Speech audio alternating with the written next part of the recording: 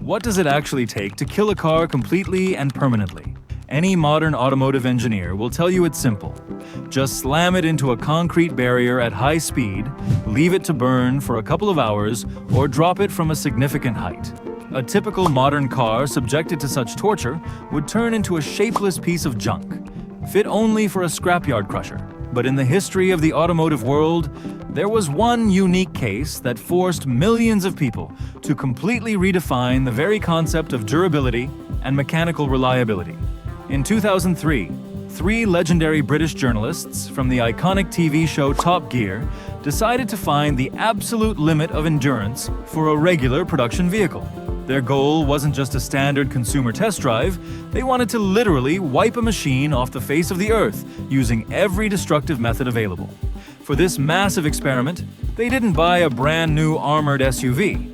Instead, they went to the used market and bought an old, battered red pickup truck for pennies. It was a completely ordinary, high-mileage 1988 Toyota Hilux with a simple diesel engine.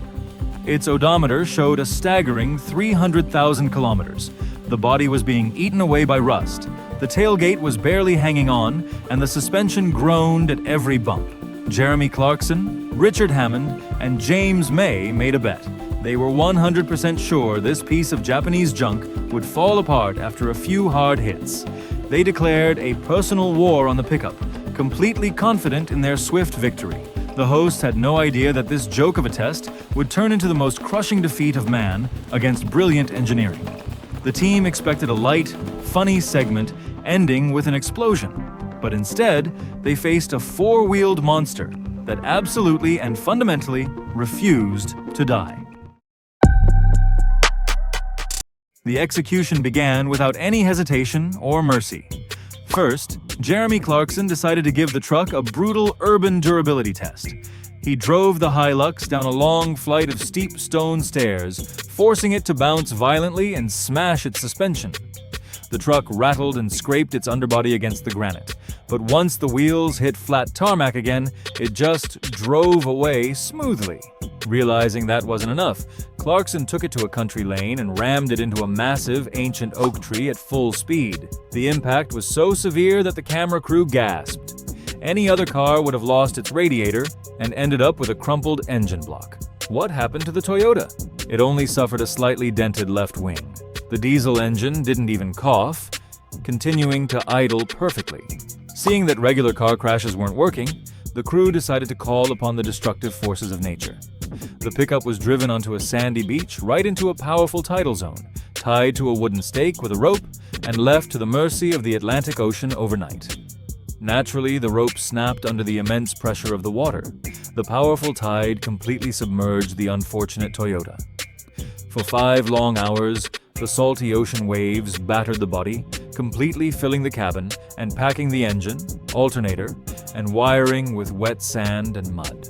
When the tide finally receded, the Hilux looked like a drowning victim pulled from the abyss. The windscreen was shattered by the waves, and the interior was choked with seaweed and sludge. Clarkson was already rubbing his hands together, getting ready to declare victory. Water in the engine meant hydrolock, instant death for any internal combustion engine. A regular Top Gear mechanic walked up to the car.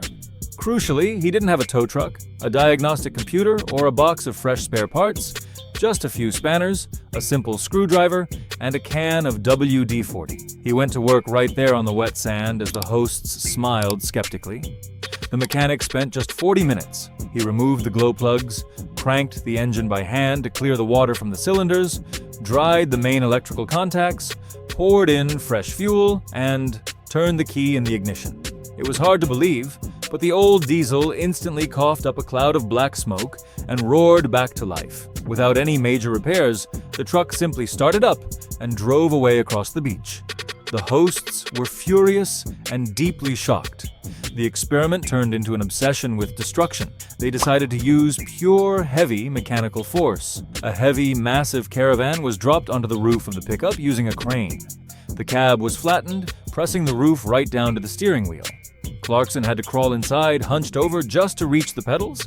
He turned the key, hit the gas, and the Toyota drove off again, dragging the wreckage of the caravan behind it. Then, losing all patience, the producers brought in a massive demolition crane with a multi-ton wrecking ball. The operator swung the ball, smashing it repeatedly into the side of the Toyota. And guess what? The mechanic checked the battery cables, tightened one bolt, and the machine started on the very first turn.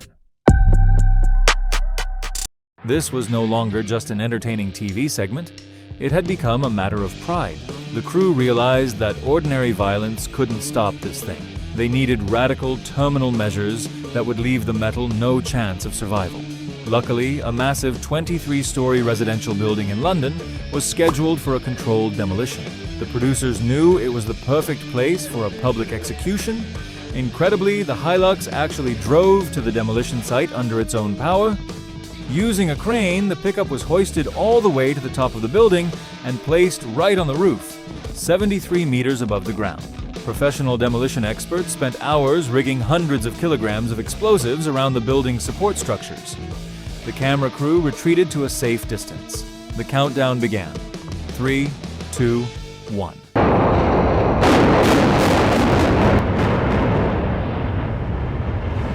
A deafening explosion ripped through the air. A massive fireball lit up the sky, and the huge concrete skyscraper instantly collapsed in on itself like a house of cards. Physically, according to all laws of science and logic, there shouldn't have been a chance. A drop from a skyscraper, followed by a crushing avalanche of falling floors. The car should have been reduced to a flat sheet of metal. A few hours later, a heavy excavator was brought to the ruins. The operators spent ages digging through the smoking debris until the bucket caught something bright red. It was the mutilated remains of the Toyota. The frame was bent into an X shape, the bonnet was tied in a knot, the wheels were pointing in completely different directions, and the body was smashed so flat that there wasn't enough room inside the cabin for a cat. The excavator lifted the wreckage onto a flat area. The same mechanic approached the truck. He didn't change the engine or the gearbox. All he did was take a crowbar, force open a piece of the crumpled bonnet to reach the battery, attached fresh cables, and reached his hand with the key into what used to be the dashboard. The entire world seemed to freeze in absolute silence.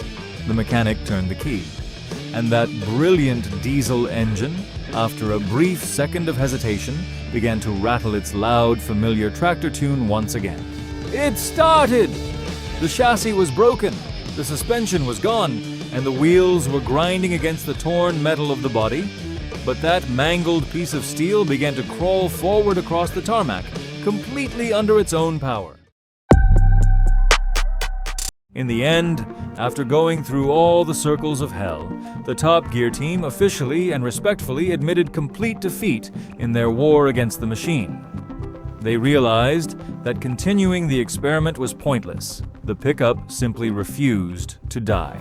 The hosts carefully brought the battered, twisted Hilux back to their studio and placed it on a special pedestal right in the middle of the stage. With no windows, a broken spine, and covered in scars from sea salt, a wrecking ball, and a building collapse, it stood proudly under the spotlights as the ultimate trophy of human stubbornness and engineering genius. This grand story is more than just a funny segment from an old TV show. It is a monument to a great era that humanity has unfortunately lost forever. An era when cars were built by tough, principled engineers with drafting boards and slide rules who built a triple margin of safety into every component to last for decades. Those were the days when a brand's reputation was forged in the quality of its steel, not by the clever talk of modern marketers who calculate exactly how many thousands of miles it will take for a plastic sensor to fail or a fancy touchscreen to glitch out. The 1988 Toyota Hilux proved to the world that real reliability isn't about electronic driving assistance, leather seats, or high-tech gadgets.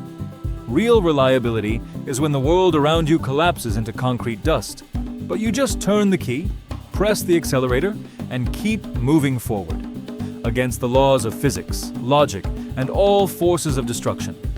True legends never die. They live on to remind us of what real cars used to be.